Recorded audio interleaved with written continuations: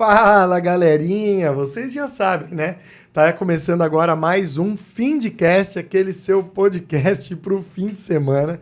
E o episódio de hoje é com um cara que ele vai fazer essa introdução depois para vocês também, porque eu consegui tirar de trás da câmera e colocar na frente da câmera o convidado de hoje. Esse convidado é um convidado muito especial porque ele está sempre aqui e ele tenho certeza absoluta que ele já assistiu todos os meus episódios. Então, vamos começar com o nosso clichê favorito.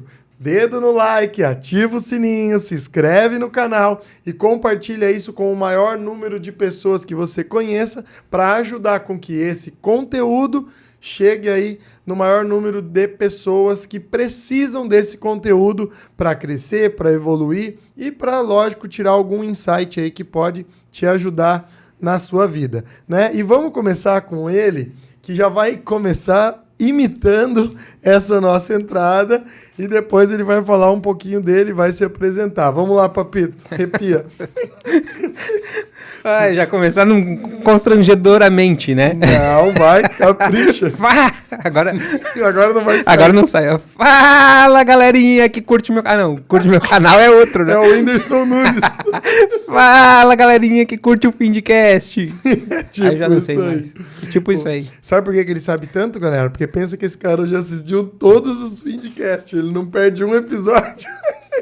Porque o Papito, vou falar um pouquinho para vocês, o Pedro Papito, ele é o dono aqui do estúdio onde a gente grava, ele é o cara que teve essa ideia, que entendeu esse mercado como um grande nicho e teve uma mente muito disruptiva, né? Eu vou tentar arrancar dele aqui o maior número de informações, o maior número de insights do porquê e como ele fomenta isso, como ele estrutura isso, como ele desenvolve isso como um negócio. Porque é algo totalmente diferente, né? Você pegar, alugar um imóvel é um negócio. A pessoa vai ter lá a casa dela, ela vai vivenciar aquilo ali dia a dia. Mas você loca um espaço que, como a gente já conversou nos bastidores, às vezes vem uma pessoa que grava uma vez, depois não grava nunca mais. Tem pessoas como nós que estamos aqui com um ciclo, né? Estamos sempre numa quarta-feira, sempre no mesmo horário. Tem pessoas que vêm aleatório, não tem horário fixo, né? E deve ser um quebra-cabeça engraçadíssimo e super novo, né? Porque surgiu isso muito rápido. Mas você, como ninguém, sabe que o Findcast ele tem uma leitura um pouco diferente do início para o final, que é a gente mostrar da onde veio o Papito, o que o Papito já trabalhou, da onde surgiu essa ideia para daí chegar no Papito de hoje, que é o cara que a gente vê aqui no dia a dia, trabalhando, já vinculado muito mais ao estúdio, vinculado ao seu próprio podcast. Você vai contar para a galera aí o podcast. Então, se apresenta para a galera aí, que eu sei que timidez de câmera e microfone você não tem, porque você tem Tenho sim, tenho. Eu não sou desinibido na frente de câmera. Isso é uma coisa que eu acabei na pressão mesmo. Eu sabia que eu tinha que perder essa timidez e eu fui na pressão. O estúdio ele abriu as portas em abril de 2021. Porra, depois de uma pandemia. No meio, assim. Tava acontecendo a pandemia ainda.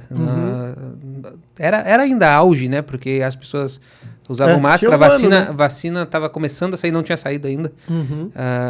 Então era no meio de pandemia, assim. E aí o estúdio, na verdade, ele tem tudo a ver com um projeto do meu podcast, porque eu queria montar um podcast para mim, não montar um estúdio para alugar. Então foi aí onde veio que eu comecei a pensar como eu ia fazer isso. Eu falei, já que eu tô montando um estúdio para mim, eu vou usar a estrutura e eu sei que mais gente vai querer usar. E aí começou. Então, quando eu comecei o meu podcast, eu não tinha... Eu até hoje, eu sou gago. Eu vou conversar com as pessoas, eu começo a gaguejar. Então, eu não tenho toda essa desenvoltura, como tu me apresentou e tal, na frente das câmeras. Mas eu sou do jeito... Eu sempre falo pro pessoal aqui que eu aprendo na pressão, né? Fazendo. Não sei fazer, mas eu vou fazer e vou meter a cara e fazer. Cara e coragem. Então, o estúdio nem estava terminado em abril do ano passado, que a gente fez reforma na sala toda aqui. O estúdio nem estava terminado e eu dizia, né? Não, a gente vai ter que começar a tal data. Ah, mas não está pronto ainda. Não, mas a gente vai ter que começar, porque se a gente esperar que o estúdio fique todo pronto, aí a gente não vai começar nunca. Porque assim, tem essa sala, daí tem a outra. Até hoje, vai fazer 1 ano e até hoje tem coisas que a gente não fez ainda, reformas que a gente precisava fazer e não fez. Mas a gente tá terminando agora. Porque a gente é meio enrolado mesmo com... Sim, com o dia a dia também. O dia a dia, porque é muita coisa para fazer, muita coisa. E, enfim. Então, quando eu fui começar meu podcast, eu falei, vamos fazer uma agenda, já vamos começar a convidar. Mas não tá pronto, mas vamos fazer. Enfim. O feito é melhor que o perfeito. Né? Então, você já pega 2 insights aí de cara que ele já solta para você refletir. Primeiro é cara e coragem. Né? Não tem esse negócio de, eu não sei, eu não sou bom, eu não vou ser o melhor, tinha que estar assim. Não, cara e coragem. Vai lá, se entrega, que o próprio dia a dia vai te ajudar a aperfeiçoar. E o outro é que realmente o feito é melhor que o perfeito. Inicie e lapide durante o processo que você vai ter uma joia rara depois.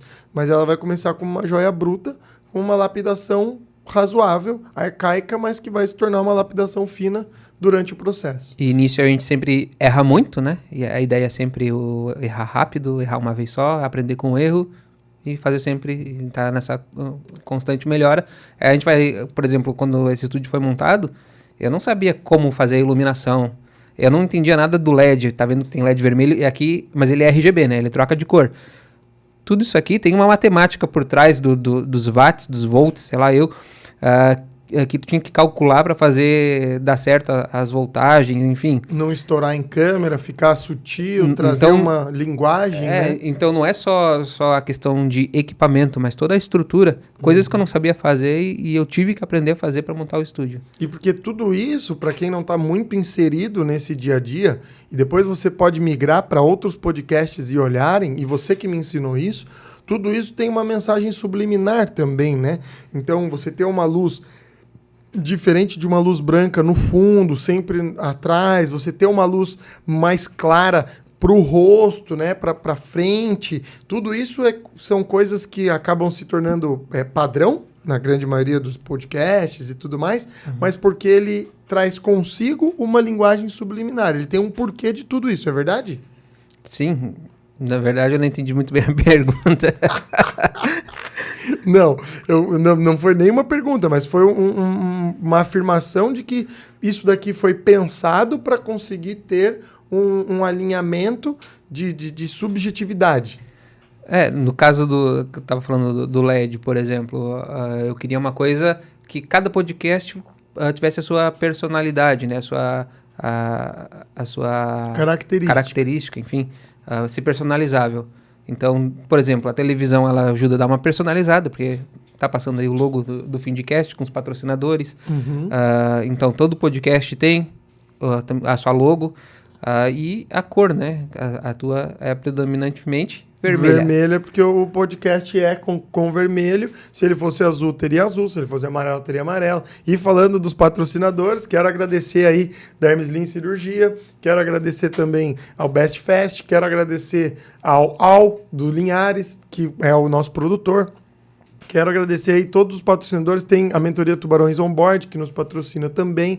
Então, para você que quiser ser um patrocinador, comenta aqui, deixa o seu contato, que o Linhares vai entrar em contato aí para você também ser um patrocinador do Findcast. A gente tem para a semana que vem 2 patrocinadores legais aí, que a gente vai gravar também e vai fazer aquele merchan suave com eles também. Diz que um é de comida, vamos ver se vai ser verdade. Papito, conta para mim, da onde veio o Papito, como é que foi a infância do Papito, se o Papito fez faculdade, não fez faculdade, por que ele resolveu largar tudo e embarcar de cabeça em um estúdio, em ter o seu podcast. O Papito já é um aposentado porque já é bilionário e aí faz o podcast por hobby, criou um estúdio por hobby.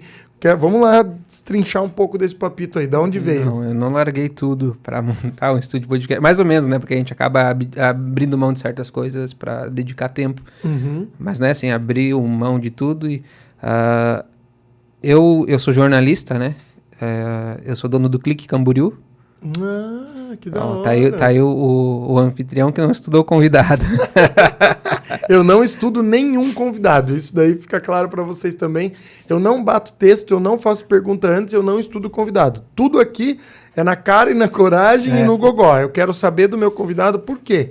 Porque eu tenho essa leitura de que se eu não souber nada sobre o meu convidado, as minhas reações aqui vão ser 100% fiéis ao que eu teria de reação se a gente estivesse num bar, se a gente estivesse numa casa de um amigo conversando. E como eu prego muito isso nas minhas mídias sociais e no meu dia a dia, da gente fazer network, da gente se relacionar, da gente ser verdadeiro, eu gosto de transmitir isso aqui. Então, realmente, todas essas perguntas aqui, pessoal, saibam que mesmo que eu conviva com o Papito, eu não sei nenhuma resposta. Mas pegando o gancho aí, só para complementar isso que tu falou, não é ruim, isso é bom, mas é engraçado que tem gente que não entende às vezes o que é um podcast, que a gente quer bater um papo, né? Não exatamente, não é exatamente uma entrevista. Informativo, né? Aí às vezes, quando a gente acompanha os comentários, eu vejo que algumas pessoas, não digo o meu podcast, por exemplo, o entrevistador podia ter feito perguntas melhores, ele não se informou antes.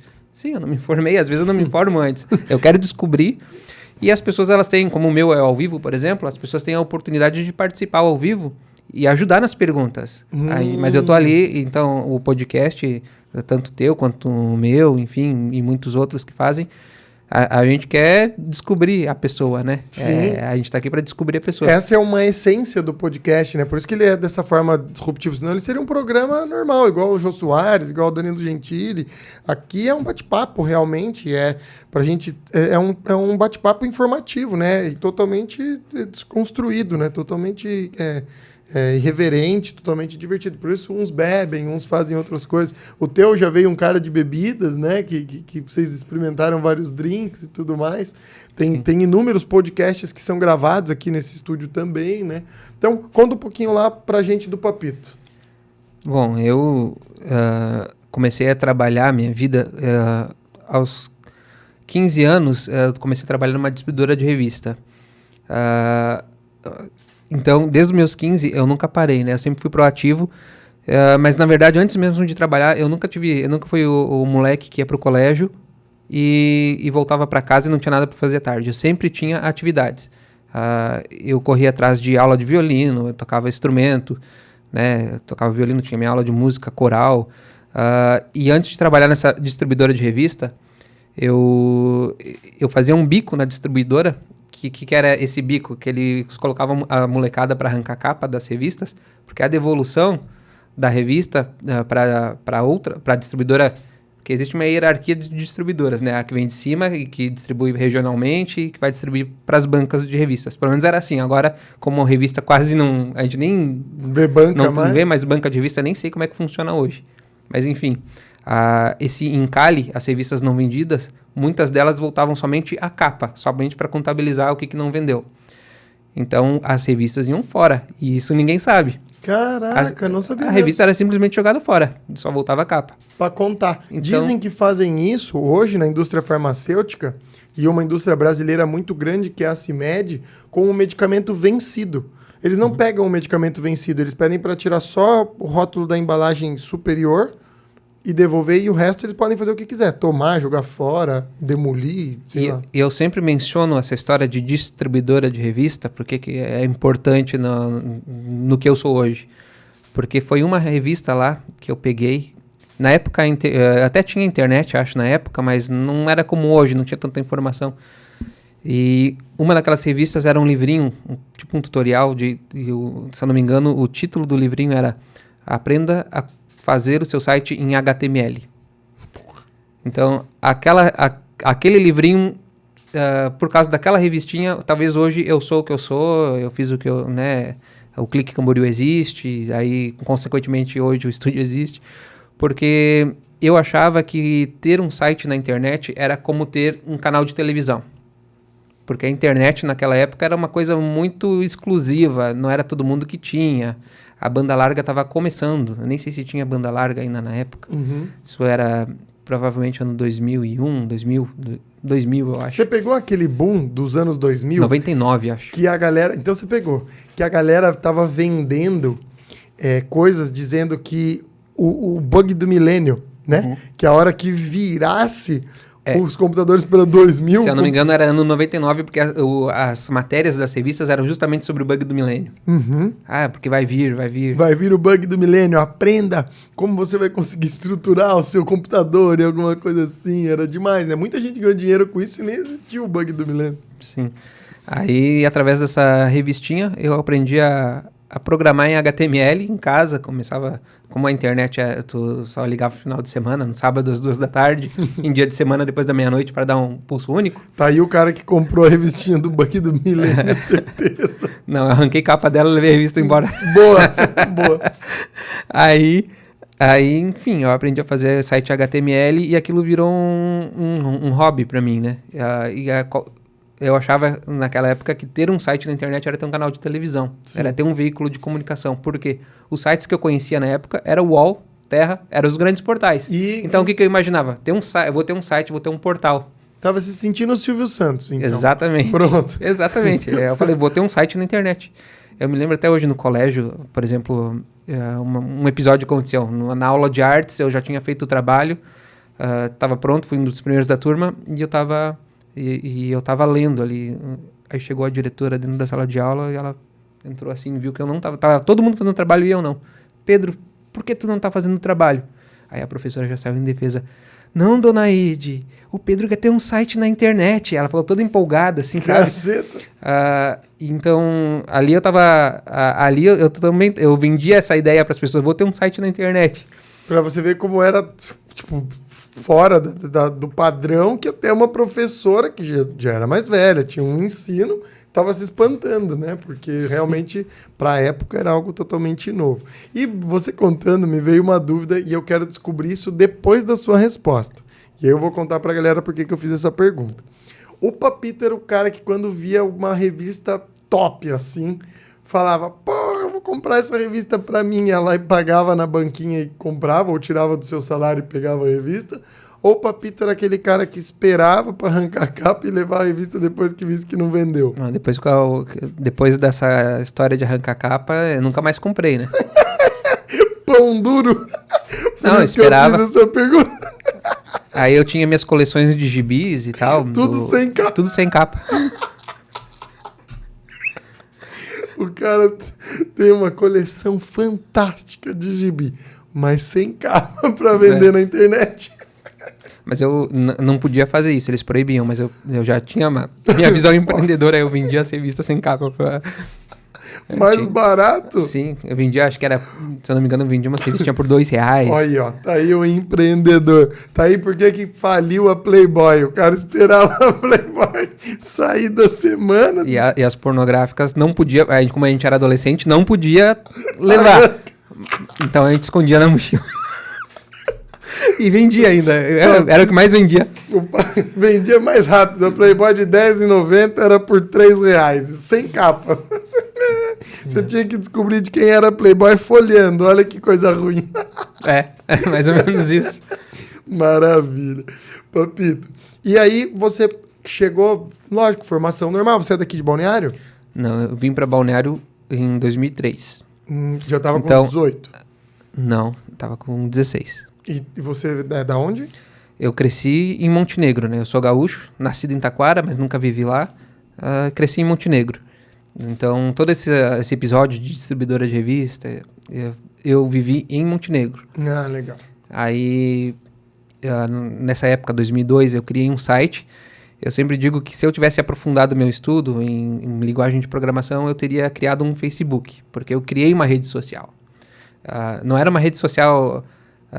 não deixava de ser, que era uma espécie na época as pessoas usavam o bate-papo do Terra para conversar. Teve a época do Mirk, eu não vivi essa época, eu peguei a época que o pessoal conversava no bate-papo do Terra. Salas de bate-papo. Aí eu criei um site onde eu criava o cadastro dessas pessoas que participavam do bate-papo. Então as pessoas elas sempre entravam com um nick fixo, era sempre o mesmo nick, então as pessoas elas se conheciam no bate-papo. Então, eu criei um site onde as pessoas preenchiam um formulário e lá tinha o perfil dela. Era tipo um Facebook, tipo um Orkut, só que em HTML. Ou seja, não era uma linguagem dinâmica. A pessoa preencheu o formulário, não está pronto o cadastro. Eu recebia o formulário no e-mail e eu criava manualmente o perfil dela, entendeu? Para ela.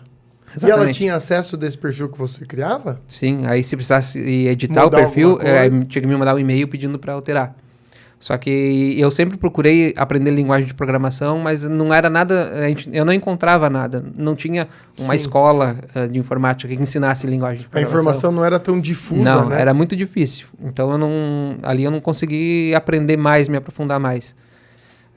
Mas se eu tivesse, certamente eu teria criado uma rede social naquela época. Porque é um negócio que você fazia mesmo por amor, né? Você gostava. A minha intenção era justamente aprender uma linguagem de programação dinâmica onde as pessoas se cadastrassem e eu não precisasse mais fazer nada na mão, página HTML, não. Volta, devolve. E eu só não fiz isso porque realmente eu não tinha conhecimento e não tinha onde aprender. O Papito, sempre você se vê, o Papito da infância, um Papito mais introvertido ou um Papito extrovertido? Na minha infância, eu não sei dizer. Não, é eu porque... não me lembro. Não, eu não sei dizer porque é um misto, né? Eu sempre fui envergonhado, mas ao mesmo tempo muito... Corajoso. Aprontava muito. Então, só que para certas situações eu sempre fui muito tímido. Aí se livrava porque o professor falava, não, o Pedro não fez isso, olha eu como era ele uma é peste. tímido. Não, eu era uma peste. Fazia um abaixo-assinado para me tirar da turma. Sério? Não tem cara de ser aquele introvertido que fazia aula de violino, ia quietinho. Só que daí eu abandonei a aula de violino porque eu virei punk. Comecei a gostar de punk rock e abandonei o violino. Daí arregaçou o violino na parede, gritando e fazendo as coisas. Aí, fazendo a linha do tempo, veio 2003, minha mãe quis morar em Balneário Camboriú, aí eu vim, meio forçado porque eu não queria, mas, enfim, foi um acerto, porque, enfim, aqui não tem, é indiscutível, não tem nem, né, qualidade de vida. E nessa época... seus pais fazem o quê? A minha mãe, ela sempre trabalhou com costura, eu não sei definir se ela é estilista, né? Enfim, definir o que ela é. Ele pede o aporte pra mulher dele que tá aqui, então. Porque, enfim, definir a profissão, às vezes eu não sei. Eu te falo, às vezes eu sou meio gago, eu te falei antes de começar, eu tenho um certo problema de memória. Tem nada.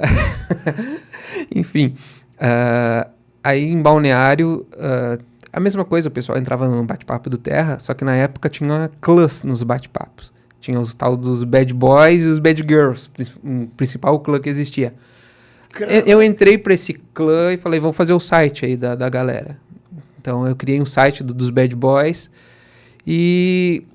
Ali, esse negócio de bate-papo do Terra durou até 2005, 2006. Depois daí veio o Orkut e, enfim, a coisa mudou, né? Eram os haters, os bad boys? Não, o pessoal marcava os encontros, né, fazia um encontro para todo mundo se conhecer pessoalmente, porque era muito tabu naquela época conhecer alguém pela internet, né? Não rolava muito esse negócio de encontro. O Tinder tava ferrado nessa época. Mas não rolava muito desse negócio.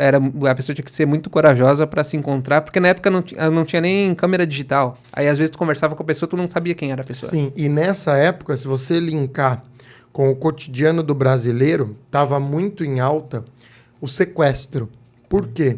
Teve um delay na lei brasileira, para quem não sabe vai saber agora, que o sequestro ele não era enquadrado em nenhuma lei muito severa. Então, o sequestrador ele não tinha uma dura pena. Aí, com os sequestros de grandes empresários, Abílio Diniz, pessoas... Então, um sequestro relâmpago existia muito.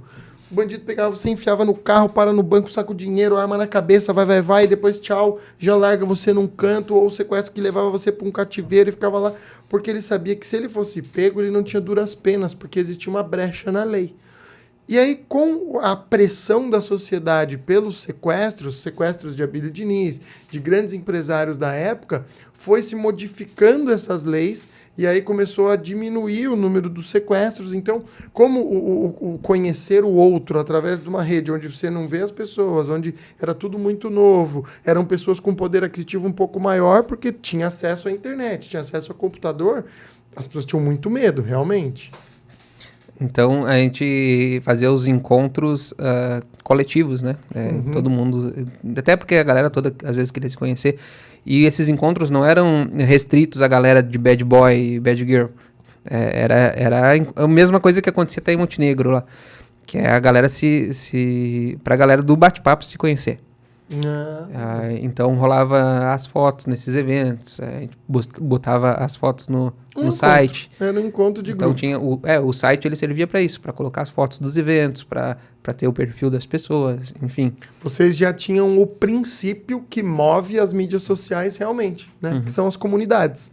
As pessoas elas querem cada vez mais entregar conteúdo de qualidade, elas ganham mais seguidores, elas ganham mais visualizações quando elas engajam uma comunidade. E isso daí é a comunidade da época. Né? O grupo Bad Boys ter bastante pessoas era ele ser muito inscrito no canal, muito seguidor, né? Porque é um número de adeptos que aceitam o que aquela comunidade rege. Né? O ser humano ele busca viver em comunidade sempre. Então vai ser a comunidade dos músicos, a comunidade dos religiosos, a comunidade... Nós tendemos a viver em grupo, né? A nos agruparmos. E com pessoas que nós assemelhamos e que temos afinidade. Por isso que a gente vai sempre estar inserido numa comunidade. E aí o Papito, dessa coisa, viu que ele gostava de ler, ele tinha o dom da escrita, da leitura, de onde surgiu o jornalismo? Ou ele gostava de entregar informações? Eu aprendi a ler com 5 anos de idade. Na verdade, até antes, eu acho, 4 anos. Eu entrei para a primeira série com 5 anos de idade. Caramba! Não podia. Mas a própria diretora fez um teste, a diretora do colégio fez um teste comigo de leitura. Lê esse livro aqui. E eu li.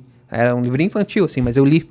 Sabe assim, pô, é um desperdício. 5 anos de idade e não tá na primeira série, né? Estímulo. Eu já entrei na primeira série sabendo mais do que todo mundo, porque ninguém sabia ler, ninguém sabia escrever. E eu já sabia ler, escrever, fazer continha demais, sabe?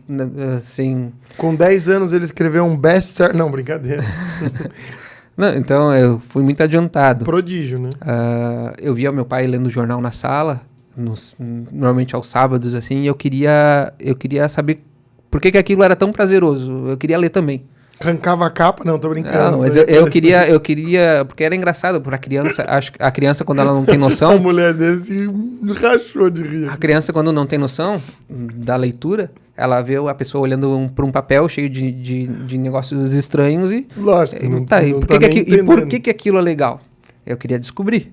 Foi onde eu aprendi a ler. Você se interessava no porquê que ele gostava de... Talvez, lógico, ele estava absorvendo informação, mas você queria entender o porquê que aquilo lá fazia sentido para ele. E aí você despertou um gosto da leitura. Sim. Então você sempre leu muito. Eu sempre alugava muito livro na biblioteca. Era meu hábito. Com 5 anos eu já entrei na primeira série e já alugava semanalmente 1, 2 livros por semana ali na biblioteca pública. Tanto na biblioteca do colégio quanto na biblioteca pública. Hoje as pessoas, acho que se você perguntar para 10 pessoas na rua onde fica a biblioteca pública da sua cidade, a pessoa acho que nem faz ideia. Então, a minha infância eu lia bastante, mas eu fui perdendo o hábito da leitura com o decorrer do tempo. Hoje eu não leio, por exemplo. Mesmo trabalhando com jornalismo? Não, eu leio artigos, coisas de internet, mas livro, eu não tenho o hábito de parar e ler um livro mais. Eu perdi esse hábito. Por conta do tempo, né? Digamos que eu estou envolvido com muitas coisas, então eu não separo um tempo para leitura. E... Você vê isso como algo importante, a leitura? Ou para você, com hoje, certeza, o YouTube substitui mais do que... Não. Não adianta a pessoa aprender conteúdos no YouTube, troca o livro, o aprendizado do livro, para o conteúdo do audiovisual. Só que daí, você vai pedir para essa pessoa escrever um texto, a pessoa não sabe. Ela não vai conseguir, né? E esse é um mal que a gente está vivendo hoje em dia, né? As pessoas formadas em ensino superior e não sabem... Perdendo a habilidade da escrita, e não sabem escrever. Até eu cometo muito erro, muito. Porque eu perdi o hábito da leitura e eu sei que eu posso corrigir isso voltando a ler. 2 coisas que estão matando, né, sufocando aí o bom hábito da escrita. Primeiro as pessoas não terem mais o hábito da leitura. E segundo, as pessoas terem muito o hábito da escrita digital. Né? Da mensagem, do post, do comentário, mas tudo muito vinculado ao mundo digital. Porque no mundo digital você escreve o você com VC, você escreve o não com a UM, você adapta para uma escrita digital que na hora de você transcrever para a escrita do papel, você perde a sua habilidade, porque você é como um músculo no nosso cérebro que você vai atrofiando certas habilidades e hipertrofiando outras habilidades. Então, esse hábito da escrita vem se perdendo. Porém, a gente tem que lembrar que nem tudo é substituído hoje pelo mundo digital. Então, quando você precisar fazer coisas que são predominantes ainda com uma escrita manual, você vai ter que reabsorver isso daí. Às vezes você não tem tempo hábil para uma correção, você pode se dar mal, né? Ainda existe coisas no meio jurídico em que você tem que fazer de próprio punho. E aí, se você não tem uma habilidade para algo jurídico, de escrever a próprio punho, como é que você vai fazer? Ou não vou entregar. Não é a professora de escola que você fala, não vou entregar, não. O cara está esperando ali você entregar, data e hora. Se não entregou, perdeu. Você pode perder um processo, uma ação, alguma coisa assim. Então, é muito importante. Eu bato muito isso nas minhas mídias sociais, no meu dia a dia, nas minhas lives. O hábito da leitura, ele é muito importante. Eu brinco com a minha mulher que os meus filhos vão ter a hora da leitura. Eu vou pegar um livro, minha mulher vai pegar um livro e eles vão ter que pegar o livrinho deles e manter esse hábito aceso dentro deles, porque quem mantiver isso a longo prazo, diante de hoje, onde a gente está vivendo em 2022, em 2025, 2028, é uma projeção de alguns estudos, né, de alguns artigos que eu leio, vai estar anos-luz na frente de quem cada vez mais só se afunda no mundo digital. Mas no mundo digital estão surgindo os novos milionários e lá. Tudo bem, mas lembrem-se que tem inúmeros dizeres, né? E tem uma passagem muito boa sobre a evolução da guerra. Eles estavam no fim da Segunda Guerra Mundial, perguntaram para eu não vou me recordar o nome, um grande historiador de guerra, sobre quando ele imaginaria que seria a Terceira Guerra Mundial e como seriam a evolução das armas na Terceira Guerra Mundial. Ele falou, olha, as armas da Terceira Guerra Mundial eu não sei quais serão, mas da quarta eu tenho certeza que será pau e pedra. Por quê? Porque a gente vai evoluir tanto, que vai se tornar tudo tão obsoleto, porque está tudo tão evoluído, que vai destruir-se tudo e a gente vai voltar a ser tão arcaico que os poderes são tão altos que o que vai sobrar é os que eram tão baixos e a gente volta para a ignorância do pau e pedra. E a escrita é a mesma coisa. A gente vai ser tão bom no mundo digital que quando a gente precisar do mundo real, só aqueles que mantiveram esses hábitos reais que vão se sobressair, né? E aí volta o jogo do zero de novo, né? E aí conta pra gente, o Papito chegou aqui, hábito da leitura, já tinha aí essa percepção do mundo online, que poucos tinham pelo acesso, e como ele foi fomentado, mordido aí pelo jornalismo? Tudo seguiu ali nessa questão ali do site que eu fazia, dos encontros, do bate-papo, até o ponto que eu saí daquele grupo Bad Boys, rachou e eu criei o meu, os Net Boys. Aí, só que daí no meu site dos Net Boys eu comecei a colocar notícia. Até é uma coisa que eu cometi um erro que não se faz hoje em dia. Por exemplo, na esquina da minha casa, um cara tinha se jogado do prédio, eu fui lá e eu tinha uma webcam e eu fiz foto e eu botei a notícia, sabe, que o cara tinha se jogado do prédio. Filmou o cara na íntegra. Olha que beleza, o cérebro dele tá espalhadinho. Mas aí eu comecei a colocar algumas notícias, né? Pesadas.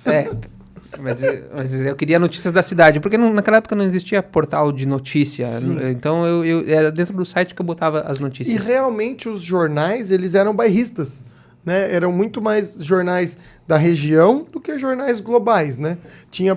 Existiam poucos jornais globais. Fora do país, né? Se a gente linkar com jornais nacionais, existia The New York Times, The Europe, existiam outros jornais que falavam para o mundo. No Brasil, existia a Folha. A Folha era a Folha de São Paulo, Folha do Paraná, Folha de não sei aonde, Folhas, jornais bairristas, e daí começou-se a caminhar para a internet. Até hoje é difícil você ter jornal online, né? O jornal foi algo que sofreu muito para entrar no mundo online.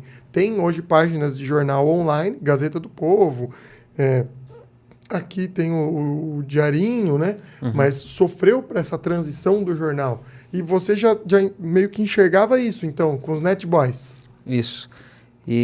Só que eu tinha um problema nessa questão de manter um site ou um portal de notícias, seja o que for, que eu tinha um computador E tanto a minha mãe quanto a minha irmã, elas usavam esse mesmo computador. A gente dividia, né?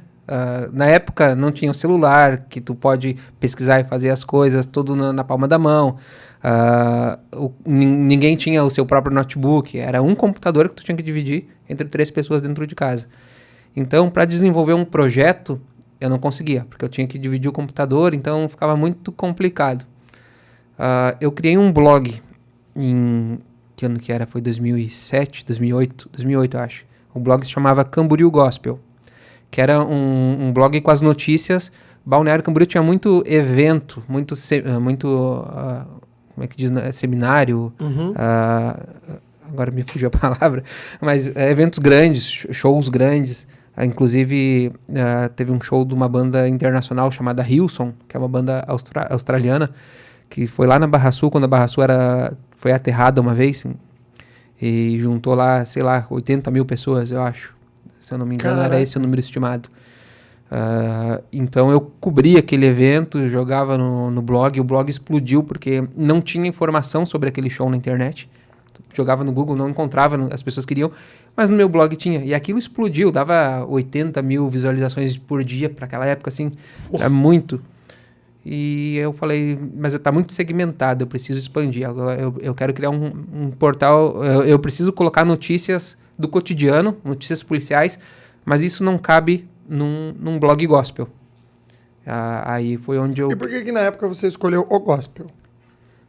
Porque eu estava inserido no meio, né? Eu participava muito dos eventos, eu estava dentro... Largou o rock and roll e foi pro mundo gospel. Então, como acontecia muitas coisas, eu pensei, tem que ter na internet algum lugar que conte como foi o evento ou que tenha uma agenda de eventos. Você viu uma facilidade de comunidade. Sim. Né? Porque, pô, tem uma comunidade... Eu já estou inserido numa comunidade, é uma comunidade grande e engajada, não tem conteúdo. Se eu fizer, Exato. Eu vou viralizar. Então, quando rolava os eventos, às vezes as pessoas nem ficavam sabendo. Precisava ter um lugar onde tivesse essas informações. Então, eu criei esse lugar. Mas antes ainda do blog, acho que eu pulei uma etapa aí na minha história, que eu já tinha o projeto de criar um portal como se fosse uma rede social, né? Eu até comecei aprendendo ali a linguagem PHP para poder programar o site, fazer os cadastros e tal. Então, a minha ideia inicial era o Portal BC. Isso foi no ano de 2004. E esse Portal BC, eu nunca consegui criar ele, por causa dessa dificuldade que eu te falei, que eu tinha que dividir o computador com outras pessoas ali em casa, então não dava. Então, esse projeto, ele sempre ficou engavetado. Eu sempre pensava, quando eu tiver o meu próprio computador e eu tiver tempo para produzir nele, eu vou criar esse portal. Começou pelo blog. Aí depois... Você começou a ter um pouco mais de tempo livre no computador. Na verdade, eu comprei meu primeiro notebook. Eu tinha saído de um emprego e ido para outro. Aí eu peguei a minha rescisão e comprei um notebook para mim. Aí eu falei, agora eu tenho meu próprio notebook. Pronto. Então, pronto. Aí eu comecei... desenvolvi esse blog e aí eu estava pensando já em startar ali o Portal BC. E já era rentável? Nada. Você tinha que ter um emprego auxiliar, um trabalho auxiliar. Sim, não tinha monetizar portal ali. Acho que nem o Google não monetizava ainda com o Google AdSense, essas coisas. E você relacionava o seu emprego do mundo fora do online e com coisas do online? Não. Como assim? Pô, eu trabalhava no banco e tinha o meu site, trabalhava com pescado. Na época que eu comecei a criar o Clique Camboriú, que eu comecei a pensar no projeto, eu trabalhava numa empresa de telefonia VoIP. Já era no mundo tecnologia, né? Sim. Aí eu tava pensando no nome do portal, só que o Portal BC eu fiquei meio assim, pô, o pessoal de fora vai achar que é Banco Central. Não vai ficar legal. E a empresa onde eu trabalhava, ela tinha um produto chamado Clique 0800, que era um call... call center com facilidade. Via internet. Clique 0800, ou seja, a pessoa clicava e em vez de ligar no 0800, ele já tinha... fazia pela internet. E aí ele falou, por que não põe o nome do site de Clique Camboriú?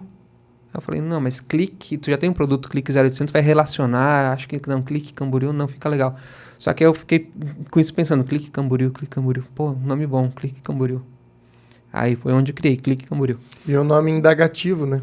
clica Camboriú. Né? Então entra para Camboriú, né? Que o clique hoje é um entra. Né? Clique aqui é entra aqui. Né? E já linkam entra em Camboriú. E aí começou o Clique Camboriú. Hoje, fala um pouco dos números do Clique Camboriú para a galera que não é de Camboriú ou que não conhece Camboriú. O Clique Camboriú hoje nas redes sociais, ele acho que total, somando todos os seguidores, acho que passa de 500 mil.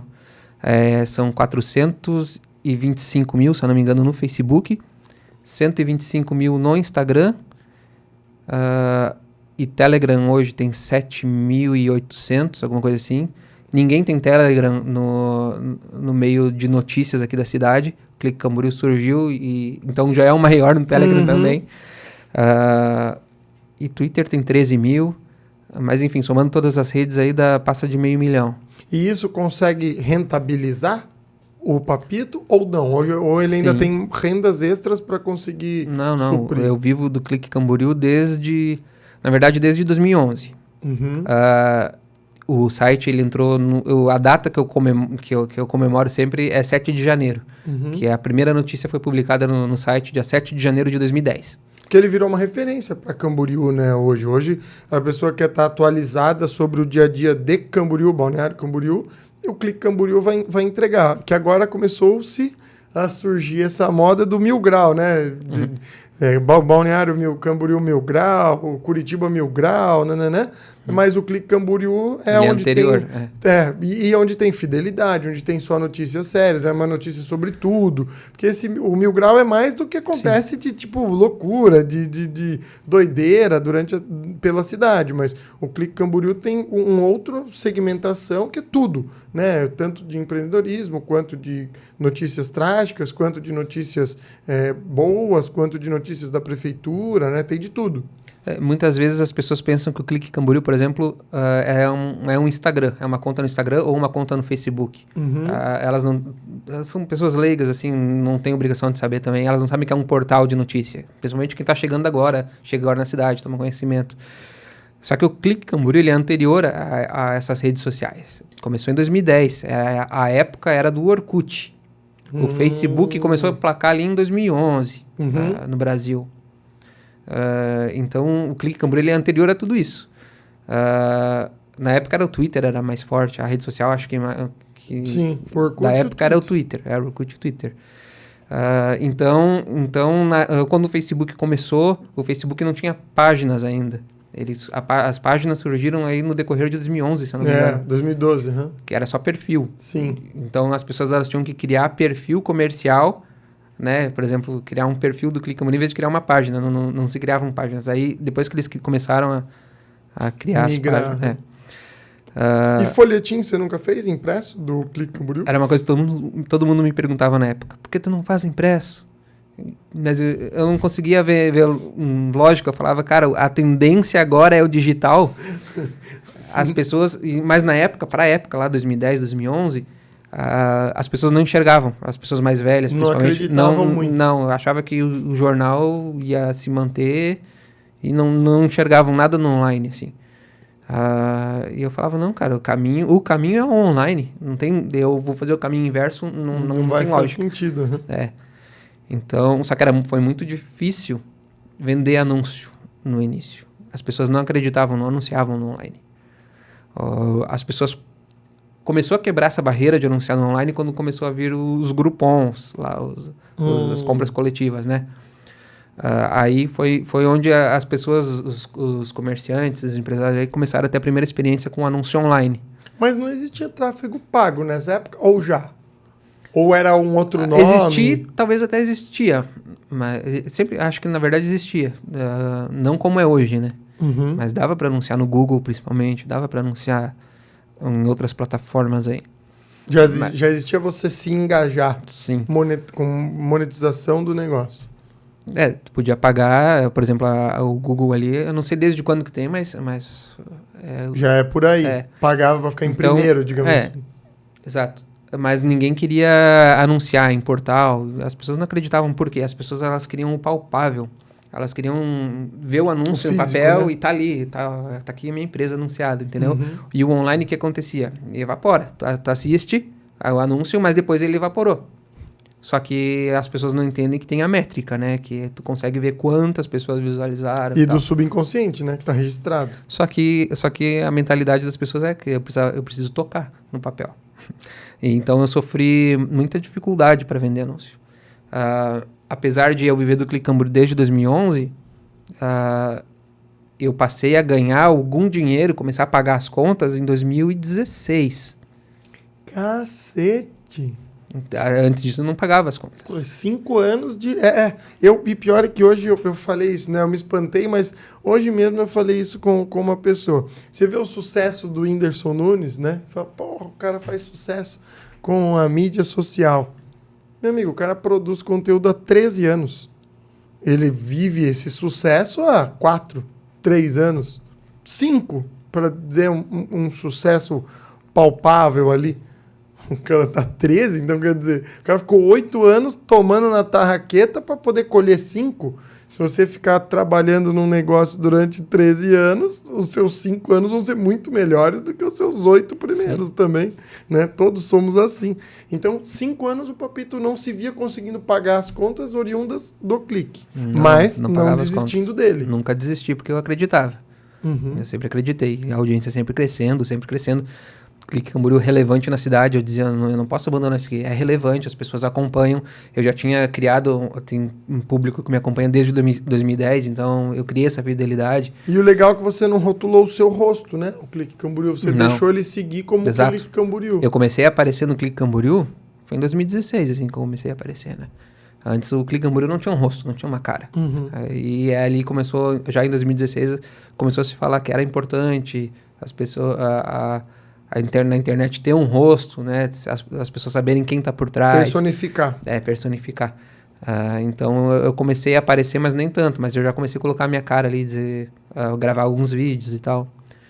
E a partir dali eu comecei a perceber que o vídeo eu tinha que ter material, conteúdo em vídeo. E eu não tinha. E aquilo me incomodava muito, porque não tinha muitas ferramentas. As coisas, elas foram evoluindo aos poucos. Uhum. No celular, tu não conseguia editar vídeo até pouco tempo. Sim. Não tinha um aplicativo bom de edição de vídeo. Sim, e isso eu já falo com um pouco de propriedade, porque eu sempre fui uma pessoa alienada disso. Quando você estava lá programando, fazendo, entrando no site, eu tava nem aí para isso, eu tava vivendo no mundo da bola, eu queria jogar basquete e tava tudo certo.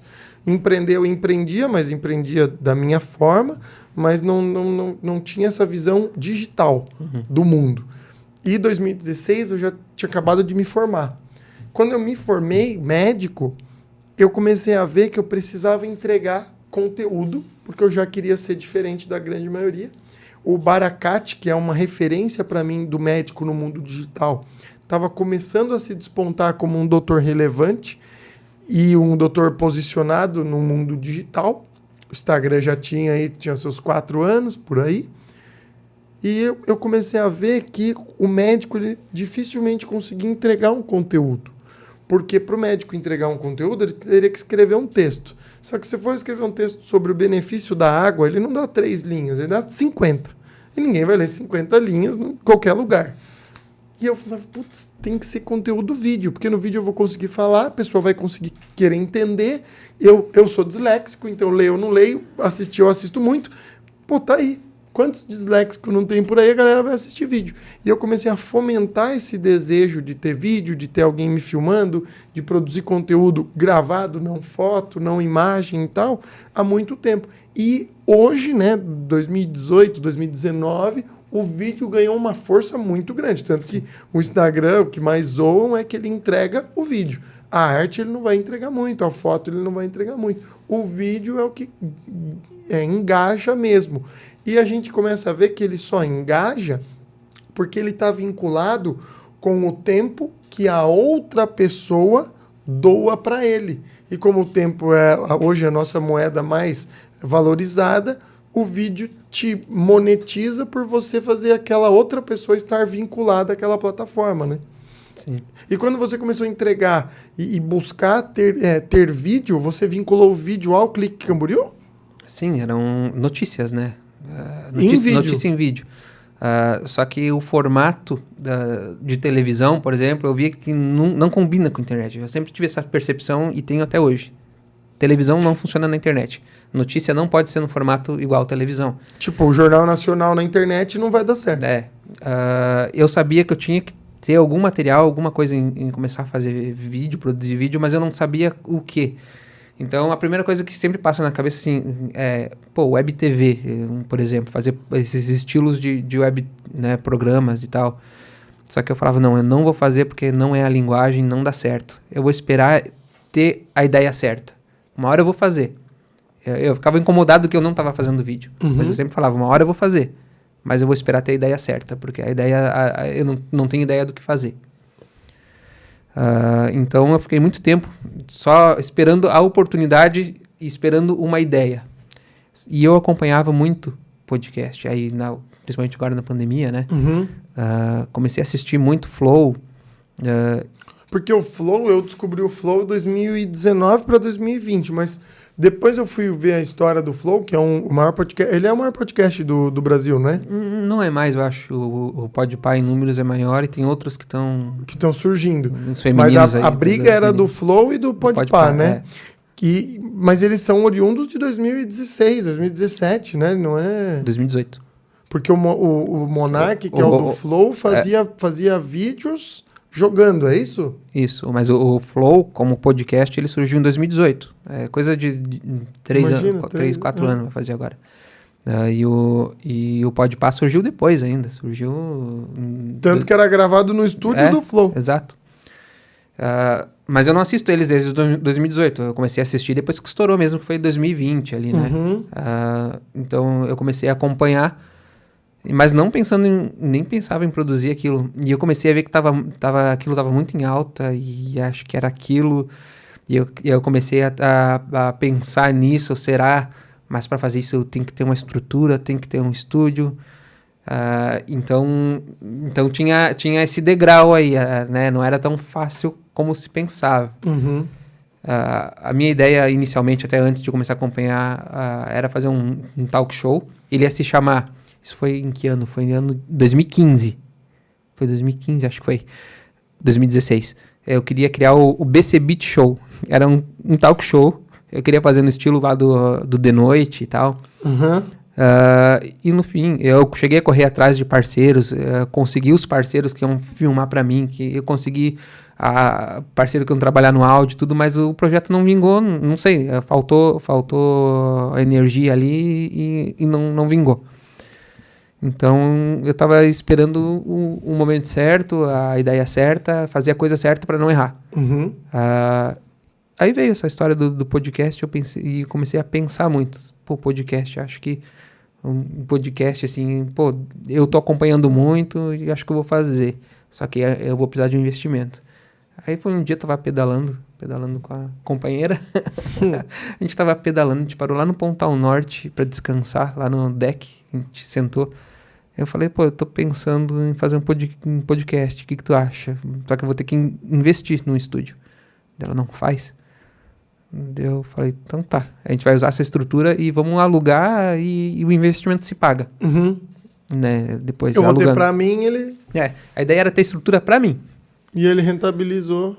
Aí eu comecei, mas a ideia de alugar também, sempre foi em conjunto sim, mas a ideia nunca foi ser um estúdio pra alugar, mas digamos assim, tem um espaço... Você ia otimizar o tempo. Exato.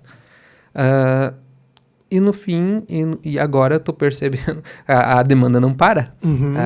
E a coisa tá evoluindo, porque as pessoas já não querem mais ter um podcast de 1 hora e 2 horas. As pessoas querem gravar para jogar no Instagram, por exemplo. Essa é a tendência agora, né? A pessoa quer ter o conteúdo... Migrar o conteúdo pro Instagram. Quer ter o corte no Instagram. É isso que a pessoa quer. Às vezes ele vem, grava, mas ele nem tá muito preocupado com o vídeo como um todo. Sim. Mas com nuggets que ele vai produzir. Exato. Então essa é a tendência e eu acho que essa tendência vai durar mais algum tempo aí. Eu comecei a ouvir podcast em 2019, é isso que eu tava olhando aqui, o podcast do Ivan Moré, que chama Desobediência Produtiva. É um podcast que eu adoro que me trouxe muitos e muitos insights do empreendedorismo. É um podcast que me trouxe muita reflexão. Foi meu primeiro contato com o podcast, o Desobediência Produtiva. Eu fui olhar a data do primeiro episódio, 2019, e no Desobediência Produtiva, o começo dele é o Ivan Moré, com todos os convidados, ele puxava esse link dele explicar o porquê que ele estava fazendo Desobediência Produtiva, que foi a saída dele da Globo. Ele é um ex-apresentador do Globo Esporte, dos sábados. Então, porra, o cara tinha uma visibilidade gigantesca da Globo, né, no domingo. E ele saiu e criou o podcast porque ele acredita que a migração da busca pelo conteúdo vai ser muito mais audiofônica do que visual. Por quê? Porque a entrega de conteúdo audiofônico, ele te possibilita fazer habilidades secundárias. Então, você dirige ouvindo um podcast, você assiste um documentário, mas você não faz outra coisa. Mas o podcast, você se troca ouvindo um podcast, você dirige fazendo podcast, você faz uma comida ouvindo um podcast, você desenha ouvindo um podcast, você consegue associar, porque o seu ouvido, na grande maioria das vezes, pode estar livre, mas as suas mãos estão ocupadas, os seus olhos estão ocupados, o seu corpo está ocupado e o ouvido está mais disponível. Então, você consegue agregar ao ouvido uma absorção de conteúdo e ao resto do teu corpo uma outra habilidade que você vai desempenhar ali. E aí eu, tenho que ter um podcast. Eu quero fazer um podcast. Não tem podcast médico. E fui surgindo. Só que eu fui perdendo realmente tempo por não ter isso. Vou montar uma estrutura para mim? Eu vou... Do que eu vou falar? Quem que eu vou convidar? Como eu vou fazer? Até que, quando eu achei o Linhares na minha vida, o Linhares pegou e falou, cara, eu te ajudo, eu vou organizando a parte dos bastidores e você entra com a gravação do conteúdo. E aí, o quê? Tem um estúdio pronto? Não acredito. Então, agora sim, agora eu chego com o meu convidado lá, gravo, obrigado, tchau, até logo, vamos aí. E aí a gente começou a criar o Findcast, daí que surgiu o Findcast. Mas se não fosse um papito, talvez esse sonho continuasse se arrastando por um tempo, porque vamos gravar como? No celular? Não vai ficar bom. Tem que ter câmeras. Você tem um estúdio gigante aqui, falo de boca cheia, que é um dos maiores e melhores estúdios que eu já fui. E eu já fui dar muita entrevista para outros podcasts ou para outras pessoas. Mas qualidade de microfone, fone, câmeras, disponibilidade, espaço, estrutura, não é do nada, né? Mas aí a gente consegue ter esse entendimento de onde veio tudo isso e o porquê.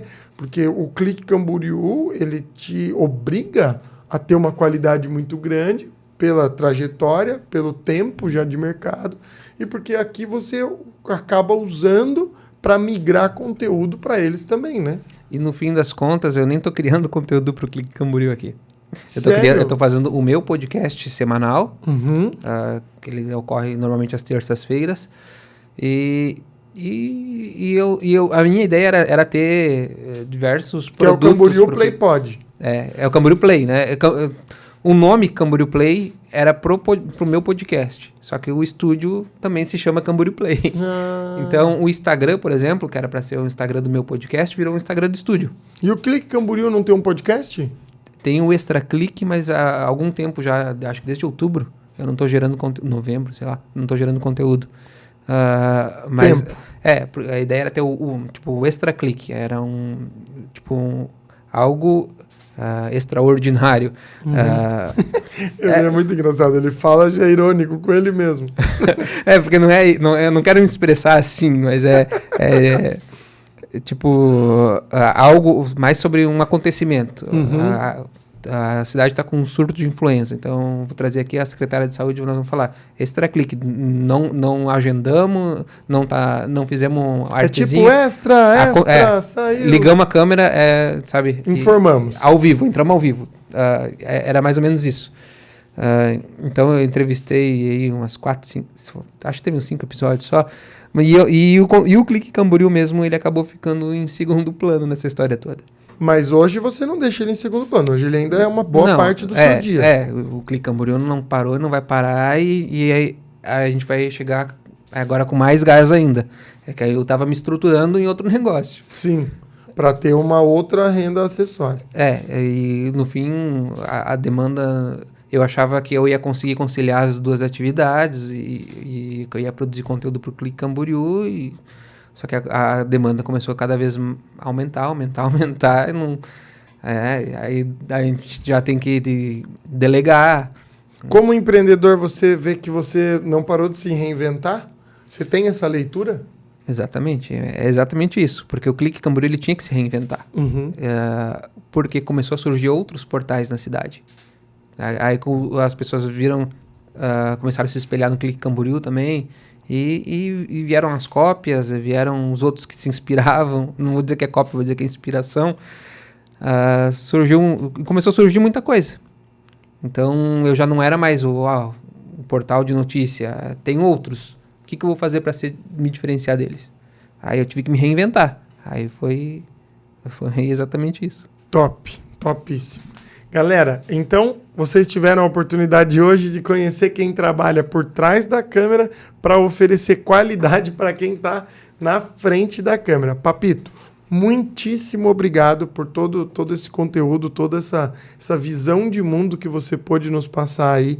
E eu gostaria que você olhasse para a galera ali pela câmera e passasse uma mensagem para quem, assim como você, lá atrás estava estudando sobre algo que você acreditava e que hoje, né, no presente, é algo muito sólido. Para quem hoje está começando a estudar algo que acredita muito e que bem provavelmente lá na frente seja algo muito sólido, não desistir desse sonho e não ter medo de errar. Passa uma mensagem aí para a galera. Eu não sei se eu consigo encarar a câmera, né? Mas tem uma coisa nesses últimos dias que tem me incomodado bastante, que eu sinto vontade de expressar isso. Que eu vejo assim, muita gente tem... Agora tá uma onda muito grande de coach, de seguir gurus, e aí as pessoas estão muito copiando o modelo, só que na hora de praticar as pessoas não praticam, na hora de criar um network, sabe, a pessoa só quer trabalhar, a pessoa não consegue enxergar tudo... O macro, né? O macro da coisa. Por exemplo, se a pessoa quer trabalhar, ela vai atrás do dinheiro e não enxerga as oportunidades por trás daquilo. Uhum. O propósito, aí a pessoa né? Aí a pessoa fica dizendo, porque você tem que correr atrás dos seus sonhos. Mas daí a pessoa, ela não... eu não sei nem expressar, cara. Eu sou péssimo para me expressar. Mas é uma indignação que eu tô assim, que as pessoas, elas querem mostrar para as outras que elas estão com aquele insight, né, fomentam aquele desejo, mas não executam. Exatamente. Aí na hora de tu tentar se conectar com as pessoas não se conectam. Elas não a ambição delas, eu acho que tá equivocada. Elas querem estar no topo. Elas querem liderar outras pessoas, elas querem, né, ser influenciadores, e no fim das contas elas não correm atrás como elas deveriam correr. Elas falam para correr atrás, mas não correm atrás. Sim. Aí eu fico vendo muita gente falando assim, porque você tem que correr atrás dos teus sonhos. Eu fico pensando, como é que é? Você tem que correr atrás dos teus sonhos para alcançar os seus objetivos e aí você vai chegar lá e não sei o que. Eu fico pensando, cara, o que é isso que eu tô fazendo da minha vida? Eu tô correndo atrás e eu não tô dando lição de moral para ninguém. E eu vejo que a pessoa que não tá correndo atrás, ela tá lá querendo ensinar as outras a correr atrás. Eu falo, cara, eu acordo trabalhando, vou dormir trabalhando, eu trabalho sonhando. E não tô vendo... Sabe? E eu sei que o resultado, por exemplo, financeiro, eu não tô nem aí pro resultado financeiro. Eu quero realizar. Eu sei que a finança, isso vai ser uma consequência. No fim das contas, daqui a pouco eu vou colher frutos de tudo isso que eu tô semeando e trabalhando. Mas daí eu vejo a pessoa falando, ensinando as outras, e aquela pessoa não age assim. Isso está acontecendo cada vez mais, né? Está acontecendo cada vez mais. E eu falo que eu tô com isso engasgado. Porque está acontecendo cada vez mais. Parece que as pessoas estão se contagiando. Todo mundo quer ensinar, mas na hora de fazer, as pessoas elas não correm atrás como deveriam correr e como elas pregam que as pessoas deveriam correr. Sim, isso eu falo, né, e está surgindo cada vez mais e vai ser uma tendência realmente, que é a falta de resiliência pela falta de propósito, né? Como as pessoas hoje estão perdendo muito os seus propósitos, o do porquê e para quê, para quem e por que fazer aquilo, elas já não entregam mais com resiliência. Então ela quer fazer por um objetivo maior, que está cada vez mais caminhando para o lado monetário, que é terrível, é triste, porque o dinheiro é uma porcaria de papel que rasga, perde. O seu Bitcoin hoje pode valer muito, amanhã não pode valer merda nenhuma. Só que aí você deixa a essência se matar. E aí você não está fazendo aquilo mais por propósito, e sim por cifras, dígitos. E aí você vai ser engolido pelo sistema e você começa a falhar na sua execução. E daí, como você não tem resiliência, você começa a desistir do que você realmente deveria fazer, porque estaria embasado num propósito, e você passa a querer só tentar novas coisas e você vira um eterno frustrado tentador. Por exemplo, eu vou dar um exemplo aqui, eu nem sei se eu poderia... Como eu não vou mencionar o nome, eu vou expor, mas tem uma pessoa na cidade, por exemplo, que ela estava brincando de ensinar os outros, brincando de ser o coach e tal. Uhum. E de repente veio os familiares dessa pessoa e disse, me ajuda, por favor, porque ele tá ameaçando se matar, porque ele brigou com a namorada. E o cara tava criando toda uma situação, mas engraçado que na frente dos outros, na rede social, é o cara que ensina que tu tem que correr atrás, porque tu tem que amar o próximo, porque não sei o quê. Mas lá dentro da casa dele, o cara tá quebra o pau. Não, e o cara nem queria se matar. Mas umas situações assim, e isso acontece, e eu vejo que muita gente que quer se pagar do cara que... Do coach é o cara que... É o pior. É que eu não quero rotular porque eu sei que tem pessoas muito boas. Eu sei que tu talvez seja uma dessas pessoas muito boas. Amém. E meu telefone... Caramba.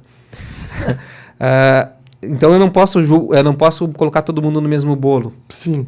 Mas tem pessoas que estão se aproveitando desse movimento e só para hypar, só para ser o descolado. E é triste. E é triste, é. Galera, não sei, aí. Eu não sei se eu me expressei legal, não sei se eu me expressei bem, mas saiu. Sabe o que é o mais legal? Que você se expressou com verdade. Na sua fala, é hipervisível o seu grau de indignação. O seu engasgo é tão grande que você realmente está engasgado. Que é tão revoltante para você que ela não sai numa fala lida em livro ou numa fala escrita previamente para você vir aqui cuspir em frente à câmera. Então, fica tranquilo que o que mais você precisava fazer, que era passar uma mensagem com verdade, foi passada do grau da sua indignação. E é isso que a gente espera aqui do programa. Realmente é o que eu tento entregar com todos os episódios, que é a verdade e entregar uma mensagem de qualidade para o próximo, enxergar isso como algo bom para que ele possa aí se despontar na sua trajetória, no seu dia a dia, para que ele não desista, para que ele seja mais resiliente, para que ele encontre o seu propósito, porque depois que nós encontramos os nossos propósitos, e cada um que já sentou aqui mostrou e deixou claro isso, a vida tem um outro brilho e a jornada começa a ser abrilhantada para o final a gente dormir no pote de ouro, porque eu brinco que é muito difícil nós curtirmos o pote de ouro antes do fim. Então, o legal é nós curtirmos o brilho da jornada para dormirmos no pote de ouro. Exatamente. Beleza? E corram atrás, mas corram atrás mesmo, não fica só no discurso. Corram com a perna e não com a boca, né? Então, fechou. Valeu, galera. Fiquem com Deus. Finalizamos mais um Findcast. Valeu!